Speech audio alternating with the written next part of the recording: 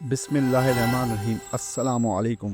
نیا ناول زندہ ممی، قسط نمبر 3، تحریر مقبول جہانگیر، صداکاری رضوان علی سومرو۔ ڈاکٹر اپنی رپورٹ مکمل کر چکا تھا۔ نہایت ہی دلچسپی سے سارجنٹ ڈاؤ کا طریقہ تفتیش دیکھ رہا تھا۔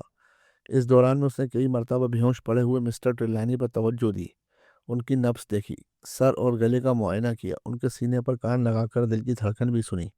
ایسا معلوم ہوتا تھا کہ وہ ان کی مسلسل بے ہوشی کا راز جاننے کی فکر میں ہے۔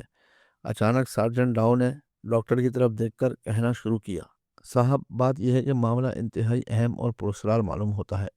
جہاں تک میں سمجھ سکا ہوں کچھ یوں ہے، کوئی نامعلوم شخص اس سیف کو کھولنے کی کوشش میں تھا۔ مسٹر ٹریلانی جاگ اٹھے اور حملہ آور انہیں شدید زخمی کر کے فرار ہو گیا۔ میں نے سیف کے قفل کو بھی دیکھا ہے، اس پر 7 حروف کھدے ہوئے ہیں اور غالباً انہی کی خاص ترتیب کے بعد یہ قفل کھلتا یا بند ہوتا ہے۔ شاید اس ترتیب کے بغیر بھی اسے بند کرنے کا کوئی اور طریقہ ہو۔ بہرحال میں نے دیکھ لیا ہے، یہ چارٹ ووڈ کمپنی کا بنا ہوا ہے، میں ان لوگوں سے معلوم کروں گا۔ خیر یہ تو بات کی باتیں ہیں۔ ڈاکٹر صاحب کوئی ایسی بات مجھے بتانا چاہتے ہوں اس رپورٹ کے علاوہ؟ ڈاکٹر نے کھنکار کر گلا صاف کیا اور کہا، میرے پاس آپ کو بتانے کے لیے کوئی خاص بات نہیں۔ مریض کی کیفیت اور جو کچھ میں نے اس کمرے میں دیکھا وہ میں سب اپنی رپورٹ میں لکھ چکا ہوں۔ تاہم مجھے حیرت اس بات پر ہے کہ مسٹر ٹریلانی کے سر پر زخم کا ہلکا سا نشان بھی نہیں، نہ اندرونی طور پر کوئی ضرب لگی ہے، پھر وہ اتنی دیر سے بے ہوش کیوں ہیں؟ اس سوال کا جواب یہی ممکن ہے، یا تو انہیں کوئی نشہ آور چیز دی گئی ہے یا پھر انہیں ہیپناٹائز کیا گیا ہے۔ جہاں تک کسی نشہ آور چیز کا تعلق ہے، میں اس کا بھی اطمینان کر چکا ہوں، ایسی کوئی شے مسٹر ٹریلانی کو نہیں دی گئی۔ کم سے کم ایسی کسی چیز کا علم مجھے تو نہیں۔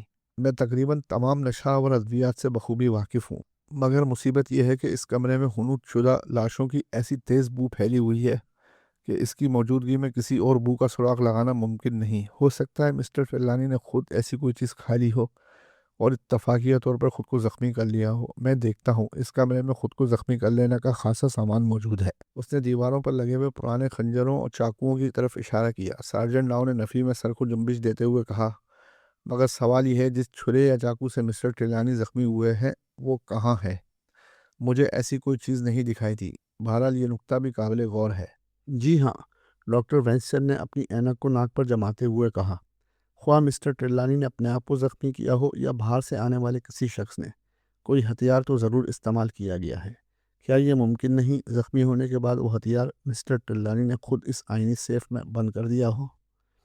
سارجن کے لبوں پر ہلکا سا تبسم نمودار ہوا۔ اس نے کہا، نہیں جناب، ایسا نہیں ہو سکتا۔ کیا آپ دیکھتے ہیں کہ مسٹر ٹریلانی کا دایاں ہاتھ خون میں لت پت ہے، مگر سیف پر خون کا ہلکا سا دھبہ موجود نہیں۔ آپ ٹھیک کہتے ہیں سارجنٹ۔ میں نے پہلی بار زبان کھولی اور دیکھا، میری اس تائید پر سارجنٹ کا چہرہ خوشی سے چمکنے لگا۔ کمرے میں دیر تک خاموشی تاری رہی۔ ہر فرد کسی گہری سوچ میں گم تھا۔ آخرکار ڈاکٹر کی آواز نے سناٹا توڑا اور وہ کہہ رہا تھا، جتنی جلدی ممکن ہو مسٹر ٹریلانی کی نگرانی کے لیے کسی تجربہ کار اور ہوشیار نرس کا انتظام ہونا چاہیے۔ اگر مس ٹریلانی اجازت دیں تو میں خود نرس کا انتظام کر دوں گا۔ میں خود اسے لینے جاتا ہوں۔ اس دوران میری درخواست ہے، کوئی صاحب یہاں موجود رہیں۔ مریض کو ایک ثانیے کے لیے بھی تنہا نہ چھوڑا جائے۔ میرا مشورہ یہ ہے کہ نرس کے آ جانے کے بعد مریض کو کسی دوسرے کمرے میں منتقل کر دیا جائے۔ اس کمرے کی فضا مریض کے لیے مناسب نہیں۔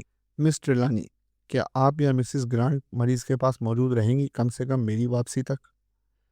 بے شک میں یہاں سے نہیں جاؤں گی، مارگریٹ نے جواب دیا اور بڑھ کر ایک صوفے کے کونے پر جا بیٹھی۔ صوفے پر اس کا باپ بے ہوشی کے عالم میں پڑا تھا۔ اس دوران مسٹر ٹریلانی ہوش میں آ جائے تو کیا تدابیر اختیار کی جائے، اس سلسلے میں ڈاکٹر نے چند ضروری ہدایت دی اور پھر وہ رخصت ہو گیا۔ اب مجھے بھی مصروف ہو جانا چاہیے۔ سب سے پہلے میں یہ سیف اور قفل بنانے والی کمپنی کے دفتر جاؤں گا، ان سے قفل کھولنے کا راز معلوم کروں گا۔ اس کے بعد اسکاٹ لینڈ یارڈ سے اپنے چیف کو رپورٹ کروں گا اور پھر یہاں آ جاؤں گا۔ میرا خیال ہے مجھے زیادہ دیر تک باہر نہیں رہنا پڑے گا۔ میں مسٹر میلکم روز سے درخواست کروں گا، انہیں کوئی خاص مصروفیت نہ ہو تو میری واپسی تک یہیں ٹھہریں۔ سارجنٹ ڈاؤ بولا، میں اپنی مصروفیات ترک کر کے آیا ہوں، میں نے جواب دیا۔ اگرچہ آج ایک مقدمے کی تاریخ ہے، مگر میرا نائب اسے بخوبی بھگت لے گا۔ مسٹر لانی کی آنکھوں سے تشکر کے بے پناہ جذبات جھلکنے لگے۔ سارجنٹ نے کہا، جانے سے پہلے میں چاہتا ہوں اس کمرے کی بعض چیزوں کی جانچ کر لوں، بشرطیہ کہ مسٹر لانی مجھے اجازت دیں۔ خاص طور پر میں آپ کے والد کی میز اور اس کی درازیں دیکھنے کا خواہش مند ہوں۔ ممکن ہے یہاں سے کوئی ایسی چیز مل جائے جو ہمیں اس انوکھی واردات کا سراغ لگانے میں مدد دے سکے، مارگریٹ نرم لہجے میں بولی۔ سارجنٹ، مجھے آپ پر پورا اعتماد ہے۔ میں بخوشی اس بات کی اجازت دیتی ہوں، جس طرح چاہیں کریں۔ میں بس یہ چاہتی ہوں کہ میرے والد کی جان بچ جائے۔ شکریہ، بہت بہت شکریہ، میں آپ کے اعتماد کو ٹھیس نہ پہنچاؤں گا۔ سارجنٹ نے ادب سے گردن جھکا کر جواب دیا اور سب سے پہلے ڈریسنگ ٹیبل کی طرف گیا۔ اس کی درازیں تقریباً خالی تھی، ان میں کوئی قابل ذکر چیز نہیں تھی۔ پھر اس نے رائٹنگ ٹیبل کی تلاشی لینی شروع کی۔ یہاں سے کاغذات برآمد ہوئے۔ اچانک اس کے منہ سے ہلکی سی چیخ نکلی۔ ہم چونک کر اس کی طرف دیکھنے لگے۔ زرد رنگ کا ایک موٹا سا لفافہ اس کے ہاتھ میں تھا، جس کے اوپر لاکھ کی مہریں لگی تھیں۔ سارجنٹ نے لفافہ مارگریٹ کی طرف بڑھاتے ہوئے کہا، یہ غالباً آپ کے والد کا خط آپ کے نام ہے۔ مارگریٹ نے کانپتے ہاتھوں سے لفافہ تھام لیا، غور سے دیکھا۔ واقعی یہ انہی کی تحریر ہے، میں بخوبی جانتی ہوں۔ اس کے چہرے کا رنگ ہر آن متغیر ہو رہا تھا۔ پھر اس نے مہریں توڑ کر جلدی سے لفافہ چاک کیا، ایک لمبا سا سفید کاغذ نکال کر پڑھنا شروع کیا۔ سارجنٹ ٹکٹکی باندھے مارگریٹ کو تک رہا تھا۔ غالباً وہ اس کے چہرے کے تاثرات سے یہ بھاپنے کی کوشش کر رہا تھا کہ خط کا مضمون کیا ہے۔ چند منٹ اسی طرح گزر گئے۔ مارگریٹ نے اس دوران میں کئی بار خط پڑھا۔ ہم دونوں آدمیوں کی موجودگی سے بالکل بے خبر ہو کر وہ کسی گہری سوچ میں گم ہو گئی۔ اس کی آنکھیں فرش پر گڑی تھیں اور جسم بے حس و حرکت تھا، یکایک جیسے وہ ہوش میں آ گئی اور کچھ کہے بغیر اس نے وہ خط سارجنٹ کی طرف بڑھا دیا۔ اب سارجنٹ پر بھی وہی کیفیت طاری ہو گئی جو تھوڑی دیر پہلے مارگریٹ پر طاری تھی۔ میں دیکھ رہا تھا کہ سارجنٹ گرد و پیش سے بے خبر خط میں کھو چکا ہے۔ اس کے ہونٹ سختی سے پچے ہوئے تھے۔ میں نے مارگریٹ کی جانب دیکھا، وہ بھی مجھے دیکھ رہی تھی۔ نگاہیں چار ہوتے ہی اس نے گردن جھکا دی۔ شرم سے اس کا حسین چہرہ اور بھی دلکش ہو گیا۔ میرا دل بری طرح سے دھڑکنے لگا، پیشانی پر پسینے کے قطرے ابھر آئے۔ اتنے میں سارجنٹ کی آواز کمرے میں گونجی، مس ٹریلانی، میں نے یہ خط بغور پڑھا ہے۔ کیا آپ کو پورا یقین ہے یہ تحریر آپ کے والد کی ہے؟ اس میں کہیں شک و شبے کی کوئی گنجائش تو نہیں؟ جواب میں اس نے سنجیدگی سے کہا، میں پورے یقین سے کہہ سکتی ہوں یہ تحریر انہی کے قلم کی ہے، اور لفافے پہ جو مہریں لگی ہیں وہ بھی میرے والد کی ہیں۔ سارجنٹ نے معنی خیز انداز میں میری طرف دیکھا اور خط مجھے پکڑا دیا۔ خط میں لکھا تھا، میری پیاری بیٹی، میں چاہتا ہوں اس خط میں جو ہدایات درج ہیں تم ان پر سختی سے عمل کرو۔ اس میں میرا بھی بھلا ہے اور تمہارا بھی۔ کسی وقت اگر مجھ پر بیماری یا غشی کا غلبہ ہو، مجھ پر قاتلانہ حملہ کیا جائے یا کوئی حادثہ رونما ہو، ہر صورت میں خواہ میں مر جاؤں یا زندہ رہوں، مجھے میری خوابگاہ میں پہنچا دیا جائے۔ اگر حادثہ میری خوابگاہ سے باہر یا کسی دوسری جگہ پر پیش آئے تب بھی مجھے خوابگاہ میں لایا جائے، یہ نہایت ضروری ہے۔ اگر میں مر جاؤں تو دفن کیے جانے تک میری لاش کی دن رات نگہبانی کی جائے، ایک لمحے کے لیے بھی مجھے تنہا نہ چھوڑا جائے۔ سورج غروب ہونے سے طلوع سحر تک میری سختی سے نگہداشت کی جائے۔ اس مقصد کے لیے کم سے کم 2 افراد کا میری خوابگاہ میں 24 گھنٹے رہنا نہایت ضروری ہے۔ اس ہدایت کو خوب یاد رکھنا۔ یہ دونوں افراد تمہارے قابل اعتماد دوست ہوں، ان میں ایک مرد اور ایک عورت ہو، دونوں ایک ہی جنس کے ہرگز نہ ہوں۔ اس دوران مجھے ہوش آیا تو مزید ہدایت زبانی دوں گا۔ اگر میں مر گیا تو میرے قانونی مشیر مارون اینڈ جوئکس 27B لنکن لندن میں میرے وصیت نامے کے مطابق کارروائی کریں گے۔ میری پیاری بیٹی، میرے سوا دنیا میں تمہارا کوئی بھی نہیں۔ میں تم سے بہت محبت کرتا ہوں۔ میں چاہتا ہوں اپنے کسی قابل اعتماد دوست کو، وہ مرد ہو یا عورت، ضرورت کے وقت بلوا لینا، اور وہ دوست ایسا ہو کہ میری خوابگاہ میں بیٹھ کر رات کو بھی میری نگہبانی کر سکے۔ حادثے کی صورت میں پیاری بیٹی، دنیا بڑی عجیب جگہ ہے۔ یہاں قدم قدم پر مصیبتیں، آفتیں، خطریں، علائشیں منہ کھولے کھڑی ہیں۔ تمہیں ان سے بچ کر چلنا ہوگا۔ مجھ پر جو کچھ بیتی ہے اور جو کچھ بیتے گی، اس کی خاص وجوہات ہیں۔ زندہ رہا تو سب کچھ بتا دوں گا، ورنہ میں نے ایسا انتظام کر دیا ہے کہ تمام باتیں تمہیں خود بخود معلوم ہو جائیں گی۔ ہاں، ایک اور خاص ہدایت ہے، میری خوابگاہ سے کوئی شے ہٹائی نہ جائے، نہ ہی اس کی جگہ تبدیل ہو۔ اس ہدایت کا پورا خیال رکھنا۔ اگر میری خوابگاہ میں رکھی ہوئی چیزیں اپنی جگہ نہ رہیں یا ادھر ادھر کر دی گئیں تو مجھے ناقابل تلافی نقصان پہنچ جائے گا۔ تمہیں اس دوران جتنی بھی رقم کی ضرورت پڑے گی مسٹر مارون کو بتا دینا، وہ تمہاری ضروریات پوری کریں گے۔ میں بھی انہیں تمام ضروری ہدایت دے چکا ہوں. خدا تمہیں خوش رکھے. تمہارا باپ ایبل ٹریلیانی. میں نے یہ عجیب و غریب اور چکرا دینے والی تحریر 2 مرتبہ پڑھی. پھر مسٹر ٹریلیانی کی طرف دیکھا. اس کی نگاہیں میری طرف جمی ہوئی تھی. ان نگاہوں میں جو پیغام چھپا ہوا تھا میں اسے سمجھ رہا تھا. وہ یقیناً میری مدد کی طالب تھی. میرا دل زور سے دھڑکا. کیا میں اس سلسلے میں مارگریٹ ٹریلیانی کی کوئی مدد کر سکوں گا؟ نہ جانے وہ کس قسم کی امیدیں مجھ سے وابستہ کیے ہوئی تھی. ایسی امیدیں جنہیں پورا کرنا شاید میرے بس میں نہ ہو. سارجنٹ لاؤ اپنی جگہ بے حس و حرکت کھڑا تھا. میں نے آہستہ سے وہ خط مسٹر ٹریلیانی کی طرف پڑھاتے ہوئے کہا، میں ہر خدمت کے لیے حاضر ہوں. میں اس موقع پر آپ کو تنہا چھوڑنا پسند نہیں کروں گا. میں نے دیکھا ان الفاظ نے مسٹر ٹریلیانی پر عجب اثر کیا. اس کا مرجھایا ہوا زرد چہرہ ایک دم روشن ہو گیا. کانوں کی جوئیں سرخ ہو گئی. حسین تراشیدہ ہونٹ فرد جذبات سے کانپنے لگے. پھر وہ مدھم لہجے میں بولی، مسٹر میلکم روز، میں کس زبان سے آپ کی نوازش کا شکریہ ادا کروں؟ مجھے علم ہے آپ کا وقت بہت قیمتی ہے. آپ کی مصروفیات نہایت اہم ہے. اس بارے میں آپ فکر نہ کیجیے. میں نے کہا، میرا وقت آپ سے زیادہ قیمتی نہیں. میں اپنی مصروفیات کو اس طرح ترتیب دوں گا کہ میرا زیادہ سے زیادہ وقت آپ کے ساتھ گزرے. میں دوپہر کو یہاں آ جایا کروں گا. دوسرے دن صبح تک یہی ٹھہروں گا.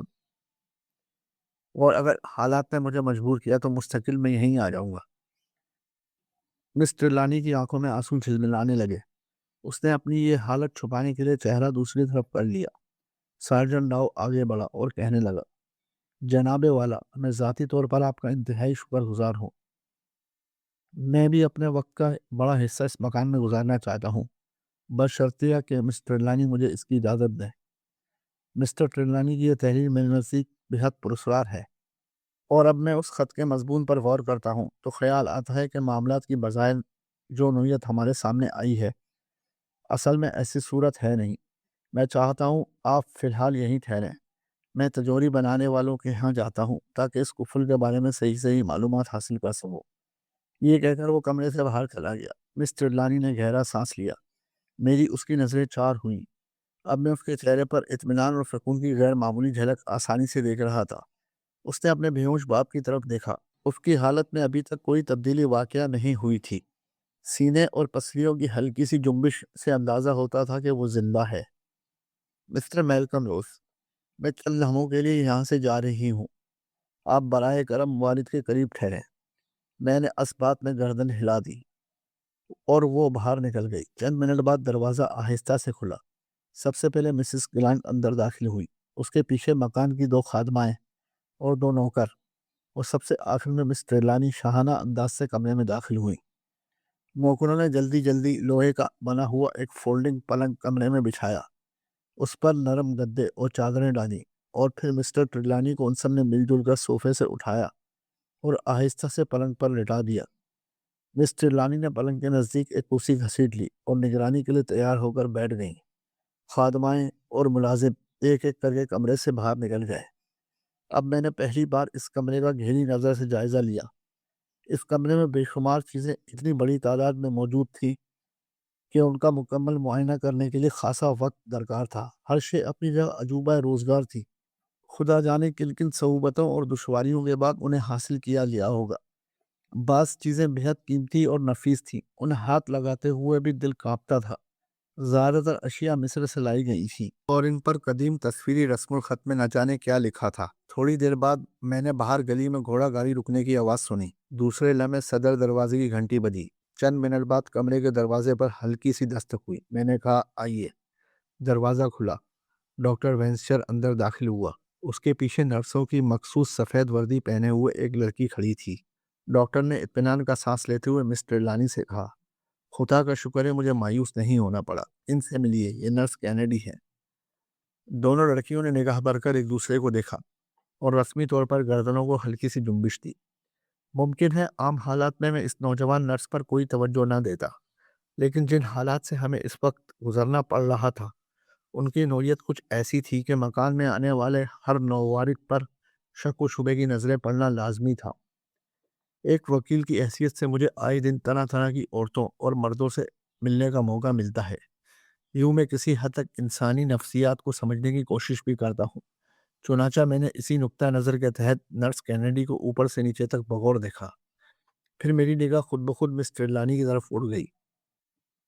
दोनों लड़कियां एक दूसरे की बेमिसाल जिद थी। मिस ट्रेलानी अगर हुस्न जमाल, वक़ार, संजीदगी का मुजस्मा नज़र आ रही थी, तो मिस कैनेडी का रंग गहरा सांवला, जिसम दुबला पतला, लंबा और चेहरा सुता हुआ था। अलबत्ता उसकी आंखें बड़ी-बड़ी और खासी चमकदार थीं। उसने गहरी नज़रों से कमरे का जायज़ा लिया और फिर दिलचस्पी और हैरत से एक-एक चीज़ को तकने लगी। मैंने देखा उसकी भवें भी निहायत स्याह और घनी थीं। गालिबन वो बाप की तरफ से हबशी और माँ की तरफ से अंग्रेज़ थी। उसके होंठ गहरी लिपस्टिक से मुज़य्यन थे। जब वो मेरी तरफ देखकर मुस्कुराई तो उसके चमकदार सफ़ेद दांत ज़्यादा ही भयानक नजर आए। उसके बाजू खासे लंबे और उंगलियां पतली पतली थीं, जिनके सिरों पर एक एक इंच लंबे नोकीले नाखून किसी खूंखार बिल्ली के पंजों की मानंद उभरे हुए थे। उसके स्याह चेहरे और स्याह आंखों के बरक्स बालों का रंग गहरा सुनहरी था। मैं अभी इस अजीबो-गरीब नर्स के हुलिये का जायजा ले रहा था कि डॉक्टर ने बोलना शुरू किया। वो नर्स को उसकी जिम्मेदारियों से आगाह कर रहा था। इस दौरान इसने एक मर्तबा भी डॉक्टर से कोई सवाल नहीं किया, बल्कि डॉक्टर की हिदायत ख़त्म होते ही मिस्टर ट्रेलानी के पलंग की तरफ बढ़ी, एक नज़र बेहोश पड़े हुए मरीज पर डाली और फिर गद्दे, चादर, तकिए का मुआयना किया और इत्मीनान से दूसरी कुर्सी पर बैठ गई। ऐसा मालूम होता था कि उसने चंद लम्हों में न सिर्फ अपने फ़राइज़ को बखूबी समझ लिया है, बल्कि मरीज़ को भी मुकम्मल तौर पर अपने चार्ज में ले लिया है। अब चूँकि सूरत हाल किसी हद तक तसल्ली बख्श नज़र आती थी, लिहाजा मैंने मिस ट्रेलानी से थोड़ी देर की रुखसत ली और जर्मन स्ट्रीट में वाक़या अपने मकान पर आया। इस ख्याल से शायद मिस ट्रेलानी के वालिद की निगरानी के लिए वहीं रुकना पड़े, मैंने चंद जोड़े कपड़ों के और कुछ किताबें साथ ले ली। इसके बाद अपने मददगारों को बाज़ मुकदमात के बारे में हिदायत दी और इत्मीनान से मिस्टर ट्रेलानी की रिहाइशगाह पर वापस आया। सूरज तेजी से मगरिब की तरफ झुक रहा था। रात अपनी पूरी हशर सामानियों के साथ गर्दो-पेश पर छा रही थी। मैंने नर्स कैनेडी, डॉक्टर और मिस ट्रेलानी को उसी कमरे में मौजूद पाया, जिसमें मिस्टर ट्रेलानी बेहोश पड़े थे। मेरे पहुंचते ही तय पाया, रात को निगरानी के लिए मुख्तलिफ अफराद की ड्यूटियाँ मुकर्रर कर दी जाए। नर्स चूँकि दिन भर अपने फ़राइज़ सर अंजाम दे चुकी थी, इसलिए उसे मोहल्ले का कमरे में आराम करने के लिए भेज दिया गया। उसकी ड्यूटी रात 12 बजे मुकर्रर की गई। डॉक्टर को भी मिस कैनेडी का आधी रात के बाद निगरानी में साथ देना था। डिनर के दौरान मैं, सार्जेंट डाउ और मिसेस ग्रांट मिस्टर ट्रेलानी के करीब बैठे रहे। उसके बाद हमने उन्हें खाने के लिए भेज दिया। अब रात के 9 बज रहे थे। 3 घंटे की पहली ड्यूटी मेरी और मिस ट्रेलानी की थी। कमरे की फिजा में मौत की सी खामोशी तारी थी। मिस्टर ट्रेलानी की बेहोशी बदस्तूर जारी थी और मिस ट्रेलानी की निगाहें बदस्तूर अपने बाप के चेहरे पर जमी थी। मैंने कुर्सी पर बैठकर पाइप सुलगाया, एक दो कश लिए और मिस ट्रेलानी के मासूम और अफसरदा चेहरे की तरफ तकने लगा। उसने भी निगाह उठाई और एक गम अंगेज मुस्कुराहट उसके लबों पर नमूदार हुई। मिस्टर मैल्कम रोज, ये कैसा इत्तफाक है! कुदरत ने हमें किस अजीब रास्ते से एक दूसरे से वाबस्ता कर दिया है। वाकया यह है कि मेरा रुआं रुआं आपकी इन मेहरबानियों के लिए शुक्रगुजार है। आप बार बार ये जिक्र करके मुझे शर्मिंदा कर रही हैं, मैंने किसी तरह तल्ख लहजे में कहा। एक दोस्त की हैसियत से मैंने अपना फ़र्ज़ अदा किया है। एक लम्हे के लिए अगर फ़र्ज़ कर लीजिए, अगर मैं इस तरह की मुसीबत में फंस जाता, मुझे आपकी मदद की ज़रूरत होती कि आप इनकार कर देती। मिस ट्रेलानी ने गर्दन झुका ली। चंद लम्हे बाद नज़र भरकर मेरी तरफ देखा। उफ, वो नज़रें! उनमें मोहब्बत का एक अजीम समंदर मौजें मार रहा था। मैंने अपने आप को उसी समंदर में डूबते हुए पाया।